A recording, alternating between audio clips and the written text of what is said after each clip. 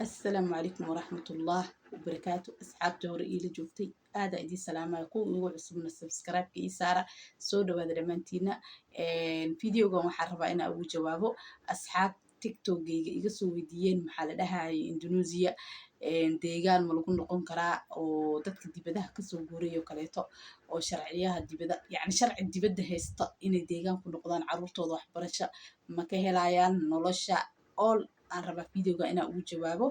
soo dhawaada dhammaantiina videogan share gareeya like saara waxaan ku dhahay youtube-kayga kala kaciya insha allah biidnillaah videoyaashan waa idiin soo badin doonaa hadda waxaa waa youtube-ka wuu yaro cusub yahay marka kusoo dhawaada waxaan rabaa inaan u sheego dadkaas isoo weydiiyey indonesia deegaan ma lagu noqon karaa ma lagu noqon karo horta hal ciladaa jirto oo hal shas cilad oo caqabad ku ah inuu qofka intuu deegaan uu ku noqdo ciladaasna waxay tahay isdhexgalka maxaa la dhahaa dadka ajaanibta ah iyo dadka waddanka u dhashay maxaa la dhahaa isdhexgal oo waxaa la dhihi karaa 20% yacni zaa'id umas ku dhexgalaan wada shaqeyn ma ka jirto ganacsi oo maxaa la dhahay ballaaran sida adduunka maxaa la dhahay ajaanibta ay ganacsiyo ugu leeyihiin dukaaman maqaayado maxaan ku dhahay iskoolaad ay ugu leeyihiin oo kaleeto inta kama jiraan oo maxaa la dhahay dadka joogaan dad qaxooti u jooga iyo dad yaroo carab ah iyo dad yaroo afrikaan ah oo ayagana ganacsi u jooga way jiraan alaabo ka dhoofsada qaarna alaabo keena waddanka bes ayaa jira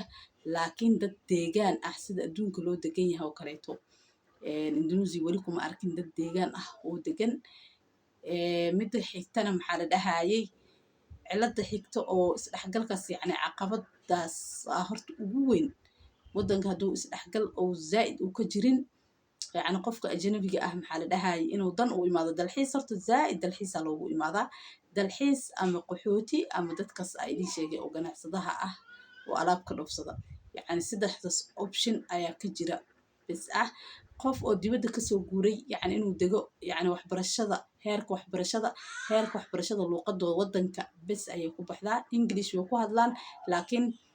yacni iskoolo gaar ah english lagu barto iyo carabi way leeyihiin laakiin ma badna saa u maraynayo soo bulshadooda 80% luuqadooda waddanka ayay taxgeliyaan ay ku hadlaan sida hadda maxaa la dhahayay malaysia oo kaleeto englishka number 1 ayuu ka yahay ayagoo luuqad leh haddana yacni ingiliishka aad ayaa loogu hadlaa malaysia adduunka o dhan waa loogaga hadlaa laakiin aniga hadda maadaama malaysia indonesia ay dars yihiin farqiga u dhexeeya ayaa rabaa inaa idiin sheego in inta yacni ay caqabadda oo deegaanka ay culays ku tahay dadka yacni inay soo guuraan rabaan oo waxbarasho ciyaalkooda inay geystaan rabaan inaysan anficaynin oo maxaa la dhahaye qof yacni hadaf u joogo bis ilay anfacayso maxaa la dhahayay malaysia oo kaleeto hadda ajaanibta maxaa la dhahay maqaayaday ku leeyihiin iskuulaaday ku leeyihiin ganacsiyay ku leeyihiin soomaali badan oo soo guurtay aa degan laakiin inta hal cid oo soomaali xitaa ma lahan oo dibadda kasoo guurtay yacni qoysas badan way joogaan laakiin qaxooti leh waaye qoysaskaas so maxaa la dhahayay luuqadana waddankooda ayay tixgeliyaan dad horta indonesiyaanka dad wanaagsan waaye oo akhlaaq iyo diin maasha allah diinta maxaa la dhahay number 1 aan dhihi karaa ay ugu jiraan inkastoo xijaabka aysan ku fiicnayn laakiin akhlaaqda iyo diinta iyo tarbiyadda yacni maxaa la dhahay maasha allah dad lala noolaan kara waaye laakiin waxaa wahay isoo galan muku soo galaay maxaa la dhahay dad aamusan waaye waa lagu qoslaa waxay qabaan mad ogid marka maxaa la dhahay anaga ma dhexgalno qaxootiga isdhexgalka ma jiro qaxootiga maxaa la dhahay keliya baroseskeeda u joogaan guryo waa ka kiraysanaa waa degannahay laakiin isdhexgal iyo wada shaqeyn iyo waxaan ku dhahay adduunka siduu u furfuran yahay uma furfurna kuley caqabadaas aniga meel ay ka jirto maxaa la dhahaye ma garanaye laakiin inta sano aan joogay waddankan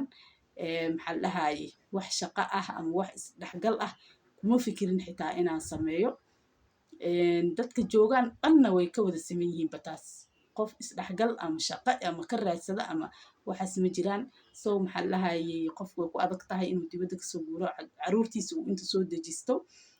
waxbarasho fiican ama maxaa la dhahay isagoo isdhahay waddamada reer galbeedka ah yacni cabsi ay kasoo cabsadaan sida adduunka loogu soo guuray yacni aasiya loo soo degay oo kale inta loo soo degi karo waxoogaa way adag tahay waxaan rajaynaa inaad videogan uga bogateen in maxaa la dhahay nolosheeda horta waa iska raqiis dadku waa dad wanaagsan laakiin iska dhexgalkaas caqabadaas darteeda kulley dad soo guurina ma arkin wax oo deegaan rasmi ah ku ahanna ma jiraan sida masar iyo maxaa dhahay iyo turki iyo malaysia ma ahan